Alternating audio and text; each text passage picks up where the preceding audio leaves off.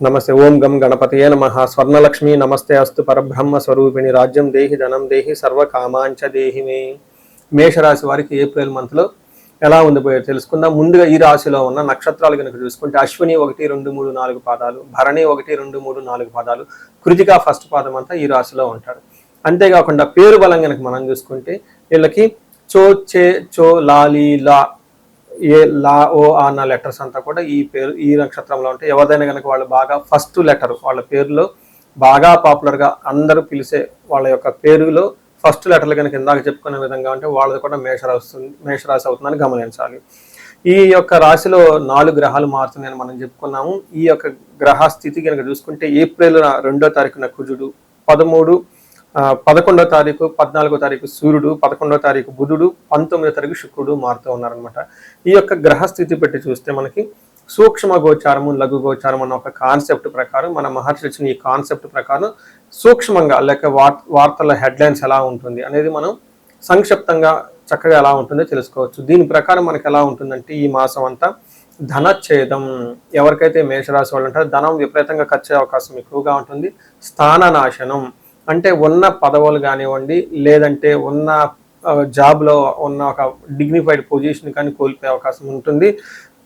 ఇవి చాలా ఎక్కువగా ఫస్ట్ హైయెస్ట్ మీరు సీరియస్గా కన్సిడరేషన్ చేయవలసిన పాయింట్ ఏదంటే ఏదైనా కనుక ఈ మంత్లో ఉందంటే ఈ యొక్క పాయింట్ని మాత్రం గమనించాలి. అంతేకాకుండా విద్యార్థి పరాభవం, అవమానం జరిగే అవకాశం ఎక్కువగా ఉంటుంది. రోగం, విపరీతమైన రోగాలు కానీ ఏమైనా వచ్చేసి తద్వారా కొంచెము ఆటంకాలు కలిగే అవకాశం ఎక్కువగా ఉంటుంది. బాధపడాల్సిన అవసరం ఎక్కువగా ఉంటుంది. ఫైనల్గా శుక్రుడు 2వ ప్లేస్లో ఉంటే విత్త సిద్ధి, ధనం ప్రకారంగా బాగుంటుంది, కుటుంబం అంతా బాగుంటుంది, సమృద్ధిగా ఉంటారని చెప్పొచ్చు. ఇక్కడ మీరు కనుక చూసుకుంటే ఉన్న ఒక శుక్రుడు చాలా చక్కగా సపోర్ట్ ఇస్తున్నారు. 2 గ్రహాలు సపోర్ట్ ఇవ్వటం లేదు. పర్టికులర్గా మార్స్, కుజుడు, బుధుడు, సూర్యుడు వచ్చేటప్పటికి 50-50గా ఉన్నారు. అంటే మీరు ఏ ప్రకారంగా కనుక చూసుకున్నా ఈ రాశి వాళ్ళకి 50-50గా ఉంటుంది. ఓకే, అంత అనుకూలంగా ఉండదు, అలానే అంత పెద్ద సూపర్గా కూడా ఉంటుందని మనం చెప్పుకునే అవసరం అయితే లేదు. ముఖ్యంగా జాబుల విషయంలో మాత్రం చేస్తున్న వృత్తిలో ఛాలెంజెస్ ఉండే అవకాశం ఎక్కువ ఉంటుందని గమనించాలి.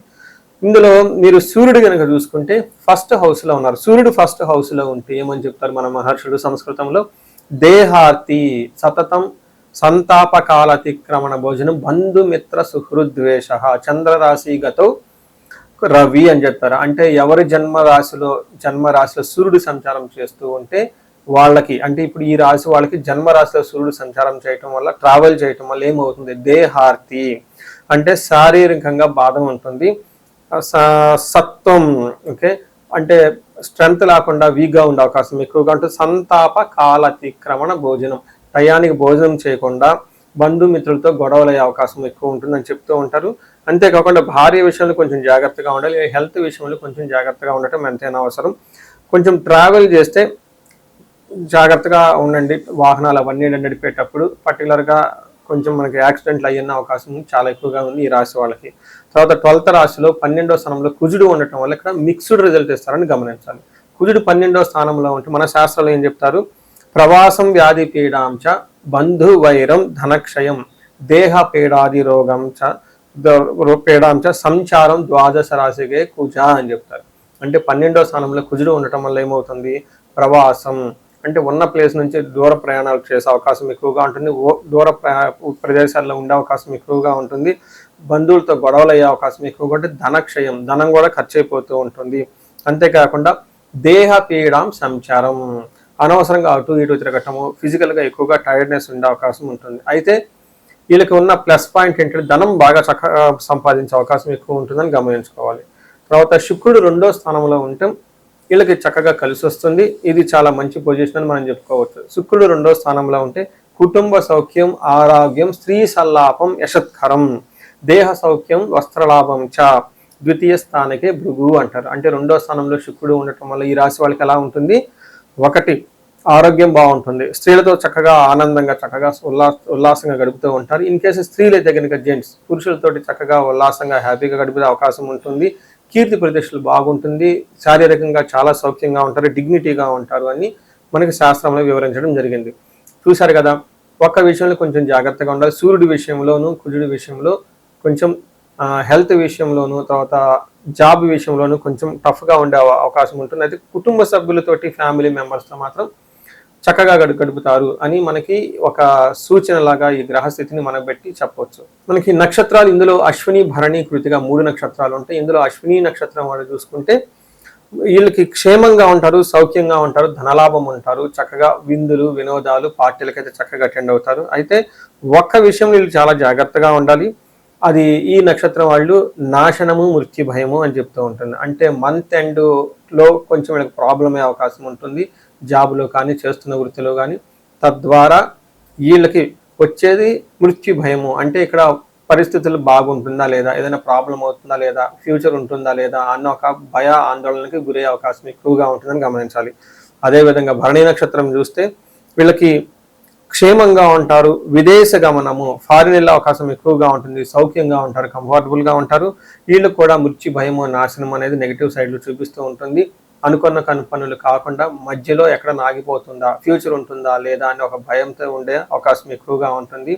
అనుకున్న పనులు కాకుండా కొంచెము అసహనానికి లోనయ్యే అవకాశం ఉంటుంది. కృతికా నక్షత్రం వాళ్ళు లాభప్రదంగా ఉంటారు, క్షేమంగా ఉంటారు, సౌఖ్యంగా ఉంటారు, చక్కగా విందులు అటెండ్ అవుతారు. వీరికి కూడాను నాశనము, మృత్యు భయము చెప్తూ ఉంటుంది. ఇందులో స్త్రీల ద్వారా లేదంటే లగ్జరీ కంఫర్ట్కి సంబంధించిన వ్యవహారాల్లో అనుకున్న పనులు కాకుండా ఇబ్బంది పడిపోతూ ఉంటారు. తద్వారా మృత్యు భయము అంటే ఫ్యూచర్లో ఎలా ఉంటుంది ఏంటి దీని గురించి ఆందోళన చెందుతూ భయంగా గడిపే సంఘటనలు ఎక్కువగా ఉంటాయని గమనించాలి.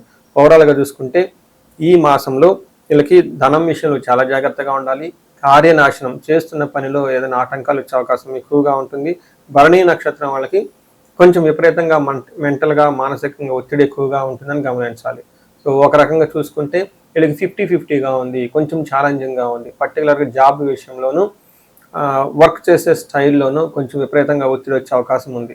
సో ఇవి తప్పక మిగతా విషయాల్లో వీళ్ళకి ఏలినాటి శని యొక్క ప్రభావం ఉండటంతో కొంచెం కొత్తగా పరిచయాలు చేయటం, కొత్త బిజినెస్లు చేయటం లాంటివి, తెలివైన పనులు చేయలాంటివి అవాయిడ్ చేస్తే చాలా మంచిది. సో ఈ రాశి వాళ్ళకి ఇప్పుడు దాకా చూసుకున్నారు కదండి, అష్టైశ్వర్యాలు కలగాలి, భోగభాగ్యాలు కలగాలని చెప్పేసి నేను కోరుకుంటున్నాను.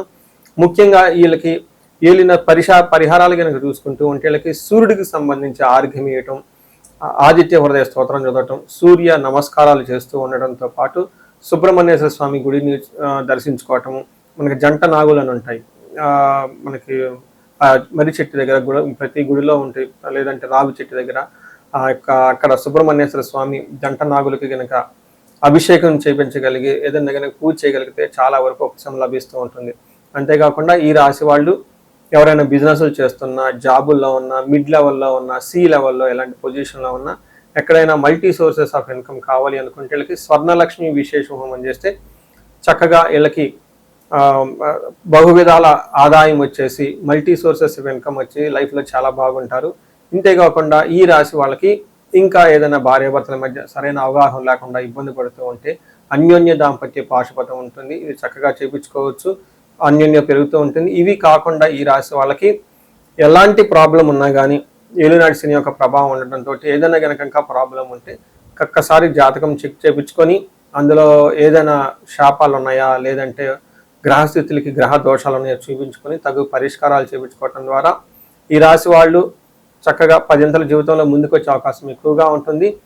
వీళ్ళకి అష్టైశ్వర్యాలు కలగాలి, భోగభాగ్యాలు కలగాలి, అలానే ఏప్రిల్ మంత్లో ఈ రాశి వాళ్ళు చక్కగా ఉండాలని చెప్పేసి కోరుకుంటున్నాను. నమస్తే.